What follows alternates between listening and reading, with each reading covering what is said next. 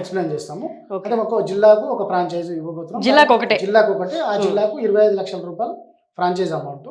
25 లక్షల రూపాయలు 20 లక్షల రూపాయలు మనం మెటీరియల్ వాళ్ళకి ఇస్తాం.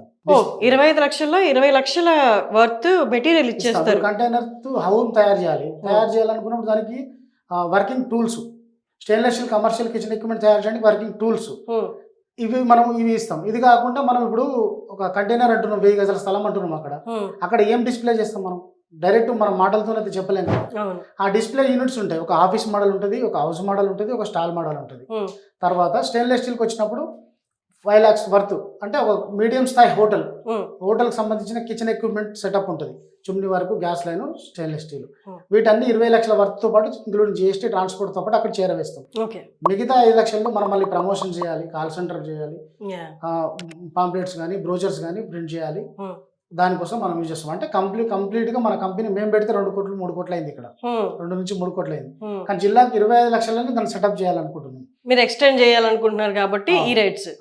ఓకే. తర్వాత ప్రాఫిట్ కూడా మనం వాళ్ళకు 50% ఇస్తాం. అంటే వర్కర్స్ మనమే సప్లై చేస్తాము. తర్వాత రా మెటీరియల్ మనమే సప్లై చేస్తాము.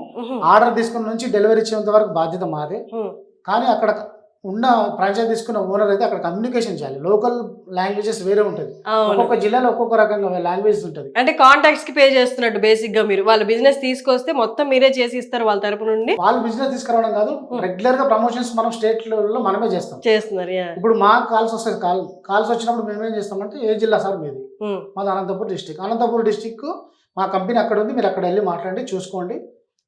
బిజినెస్ కూడా మీరే తీసుకొస్తారు. బిజినెస్ కూడా మేమే తీసుకొస్తాం. జస్ట్ మేనేజింగ్ అంతే. మేనేజింగ్ చేయాలి. అక్కడ ఒక 2 పర్సన్స్ మనం పెట్టుకోమంటున్నాము.